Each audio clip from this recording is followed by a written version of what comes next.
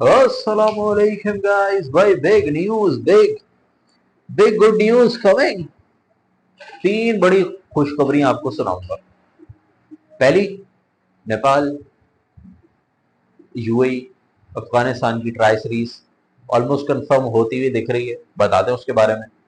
दूसरा, Oman ban हो रहा है और नेपाल फिर ऑटोमेटिकली इंडिया आए ना आए, इंडिया वाला आपको पता भरोसा होती ही बात पे भरोसा नहीं होता, कहते हम नहीं खेलेंगे, फिर एंड टाइम पे आ जाएंगे, तो नेपाल का जो चांस है वो चला जाएगा। तो ओमान आईसीसी को बैन करना पड़ेगा, नहीं करेगा तो हम करवाएंगे, बैन होगा, उसकी वजह से नेपाल डायरेक्टली फिर एशिया कप खेल सकता है। तीसरी बड़ी news, something is cooking, Paras card का इज कुकिंग समथिंग बिग, जिसके अंदर वो यूके के टूर में है, WTC फाइनल देखने गए हैं, लॉर्ड्स के अंदर उनकी कल पिक्चर भी आई है, लॉर्ड्स मैदान के ऊपर वो थे, होम ऑफ क्रिकेट पे थे, यूके का टूर है, यूके में मीटिंग हो रही है उनकी, यूके में टूर प्लान हो रहे हैं, क्या पता यूके की किसी टीम के साथ अभी ऑलरेडी मैचेस हुए थे, क्या पता इंग्लैंड के साथ कुछ मैच की बात हो रही हो, नहीं हुई तो हो सकता है कोई एक टेस्ट मैच इंग्लैंड की किसी और टीम के साथ हमारा 4 डे मैच हो जाए, या काउंटी क्रिकेट के अंदर हमारे लड़कों की बात कर रहे हो कि हमारे लड़कों को काउंटी क्रिकेट खिलाओ, क्योंकि जितनी काउंटी क्रिकेट लोग खेलते हैं उतना वो ऑडियो अच्छा बैटर बन जाता है, क्या पता वो हो सकता है। या क्या एक बड़ी सीरीज के बारे में बात हो रही है, मीटिंग्स हो रही है, उसके बारे में बात करेंगे। सबसे पहले न्यूज चलते हैं आपके पास लेके। सबसे बड़ी न्यूज ये है कि भाई यूएई यूएई जो हमारा चड्डी ब्रदर, जिसको हमारा जब दिल किया हरा देते थे, जब दिल किया यूएई का पकड़ के दबोच लेते थे उसका गला, आज वो यूएई हमारे हाथ से बाहर निकल रहा है। पहले उस यूएई ने न्यूजीलैंड से T20 सीरीज खेली, फिर उस यूएई ने अभी बांग्लादेश से सीरीज के लिए T20 की, जिसमें उसने बांग्लादेश को 2-1 हराया, 2-1 सीरीज हराया और सीरीज जीत ली। तो उसके बाद भी यूएई रुका नहीं, यूएई ने अब 3 ODI और 3 one day I guess sign up कर लिए, किसके साथ? अफगानिस्तान के साथ। देख रहे हो भाई, पावर ऑफ पैसा तो है ही है, लेकिन मैं बोलता था ना केपी ओली भाई, मैं बोलता था ना चतुर बहादुर चतुराई कर लो, एक स्टेडियम टीयू स्टेडियम बना दो वर्ल्ड क्लास, दुनिया भर की टीमें हैं। अब दुबई और ये जो यूएई के मैचेस हैं, ये हर टीम को क्यों बुला लेते हैं? क्योंकि यूएई के अंदर टॉप क्लास फैसिलिटीज हैं। पहले तो यूएई के अंदर भाई दुनिया भर से लोग आते हैं, कोई काम धंधा करने आता है, कोई कुछ करने आता है। दूसरी बात कि यूएई के अंदर अगर कोई और टीम भी आती है तो आप स्टेडियम की क्वालिटीज देखो, शारजा स्टेडियम उनके पास, अबू धाबी स्टेडियम उनके पास, चलो वो दोनों तो हम फारिग कर भी दें, शारजा की बहुत बड़ी हिस्ट्री है भाई, उसको आप निगलेक्ट नहीं कर सकते, लेकिन दुबई स्टेडियम वो तो अभी अभी बना है भाई, कुछ साल पहले बना है, वो उनके पास है, तो वो इसलिए बड़ी बड़ी सीरीज कर लेते हैं। इसलिए TU stadium, Gautam Buddha stadium पे काम करो, दुनिया भर की टीमें हमारे पास भी आएंगी। दूसरी चीज ये आपको कंफर्म करें कि मैंने जब ये शेड्यूल देखा तो ये सितंबर अक्टूबर के अंदर सीरीज होनी है। ओडीआई तो पक्का नहीं है, नेपाल, यूएई और अफगानिस्तान, ये तीनों मुझे लग रहा है ट्राई सीरीज खेलेंगे T20 की। देखो बात बताऊं क्या हुई है, अफगानिस्तान बोर्ड की नेपाल से अलग बात हुई होगी, या यूएई बोर्ड की नेपाल से अलग बात हुई होगी, अभी उन दोनों की आपस में ये जो बात हुई है कि ये एक टेस्ट नेशन जो होगा वो होगा अफगानिस्तान, उनको किसी और को बुलाना था, सबसे बात की, लेकिन अफगानिस्तान अग्री कर लिया। अग्री कैसे किया? देखो, कुछ एक हाथ दो तो एक हाथ लो, मैंने क्या बोला, जब किसी की फेवर करते हो तो उससे फायदा भी लेते हो। अब अफगानिस्तान, आप बोलोगे अफगानिस्तान यूएई की हेल्प क्यों कर रहा है, बांग्लादेश यूएई की हेल्प क्यों कर रहा है, न्यूजीलैंड ने क्यों की? देखो, एक हाथ से देते हैं तो दूसरे हाथ से लेते हैं, ये वाला हिसाब है। अब अगले 5 साल के लिए अबू धाबी को और यूएई को, पूरा यूएई उठा लो, 5 साल के लिए अफगानिस्तान ने कॉन्ट्रैक्ट में साइन कर लिया है कि हम यहाँ पे अपनी जितनी भी होम सीरीज होगी, होम मैचेस होंगे, आईसीसी को भी बता दिया ताकि आईसीसी इनको ज्यादा से ज्यादा होम मैचेस दे, हम सारे मैचेस यहाँ कराएंगे।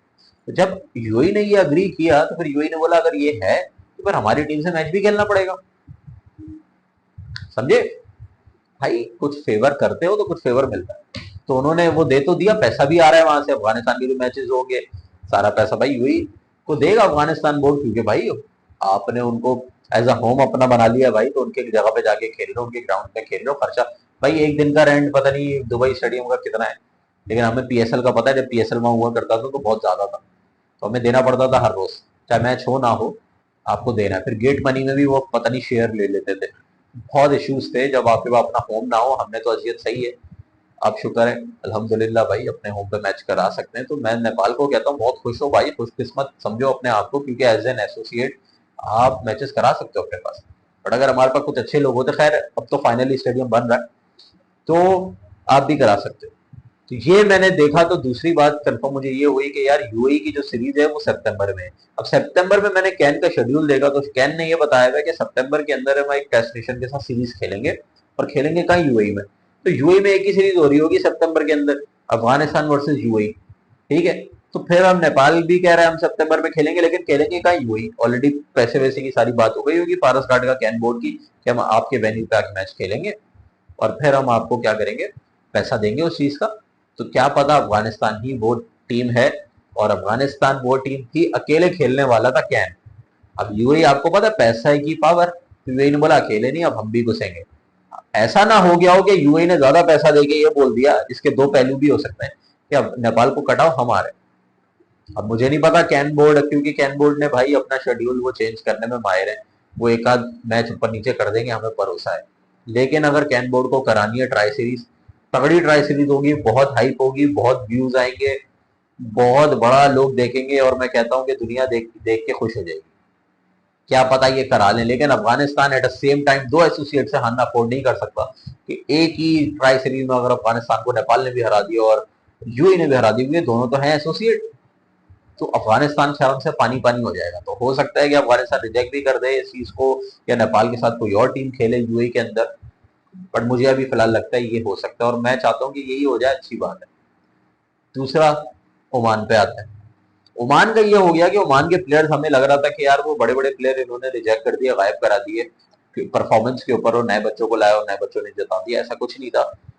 T20 वर्ल्ड कप के बाद आईसीसी ने प्राइज मनी देनी थी। अब ओमान तो हमसे बहुत अच्छे नंबर पे था, हमने कौन से पे फिनिश किया था, हम तो लास्ट पे ही फिनिश किया था, सेकंड लास्ट लास्ट या 17 वगैरह पर फिनिश किया था, 20 टीम थी। ओमान ने ना मैचेस जीते थे, उन्होंने 13 पे फिनिश किया था, ओमान ने 13 पे फिनिश किया था। तो ओमान, हमने तो 0 मैच जीते थे, मुझे लगता है हम 20 के ऊपर ही थे, जो सारी एक भी टीम कुछ मैच न जीते। तो ओमान मुझे लगता है कि 13वें नंबर पे था। तो ओमान को तकरीबन कितनी प्राइज मनी मिली थी, शायद नेपाल को भी सेम मिली थी, क्या थी वो आप मुझे कंफर्म कर दो। 2-2.5 लाख डॉलर्स आईसीसी ने दिए थे। बात ये हुआ कि ओमान ने जेब में डाल ली, उनके बोर्ड ने जेब में डाल ली, और प्लेयर्स को एक भी रुपया नहीं दिया।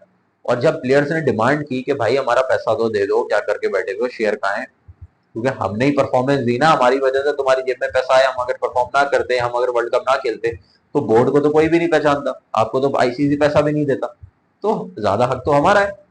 जब ये बात की ना, तो ओमान ने बोला अबे साले गद्दार, ये लेवल दे दिया कि तू दूसरे मुल्क से आगे, तुझे हमने पाला पोसा, अपने मुल्क से खिलाया, दफा हो जाए यहाँ से। सब के वीजा रिजेक्ट किए, सबको अपनी कंट्री से बाहर फेंका, आधे उसमें से इंडियन थे, आधे पाकिस्तानी थे, और बांग्लादेश वगैरह से भी थे, अब पता नहीं कहाँ कहाँ से थे, लेकिन ज्यादातर इंडिया से थे।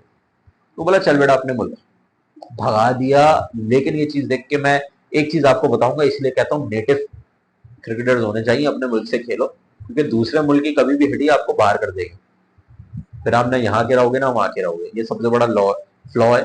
लेकिन आईसीसी को अब इस पे एक्शन लेना पड़ेगा कि आपके दिए हुए पैसे प्लेयर्स तक नहीं जा रहे। करप्शन है, बहुत बड़ी करप्शन है, और आईसीसी ने साफ बोला है कि अगर पॉलिटिक्स आई क्रिकेट के अंदर या करप्शन आई, हम तबाह कर देंगे, हम वो मुल्क बैन मार देंगे। आपने पहले भी मिसालें देखी हैं, बड़े बड़े टेस्ट नेशन को आईसीसी ने भाई बैन किया था बड़े अरसे के लिए, बहुत कुछ हुआ है बीच में। तो ओमान को भी करना चाहिए, अगर आईसीसी पैसे की भूख में ही लगा रहेगा, ओमान को नहीं करेगा, तो ये अच्छी बात नहीं होगी, क्योंकि रूल्स के खिलाफ है। क्योंकि आज आप करोगे तो फिर कल को अगले बोर्ड्स भी खड़े हो जाएंगे, क्योंकि जितने एसोसिएट है, कनाडा वाले भी यही करेंगे, बोलेंगे भाई तुम हमारे प्लेयर तो नहीं, अपने घर जाओ, हम नहीं दे रहे। यूएसए वाले भी ये हरकत करेंगे, कनाडा वाले कर रहे हैं, हांगकांग वाले भी शुरू हो जाएंगे, यूएई वाले भी शुरू हो जाएंगे, तो हर कोई शुरू हो जाएगा भाई। तो मैं यही कहता हूँ कि भाई फिर अपने अपने मुल्क से क्रिकेट खिला लो।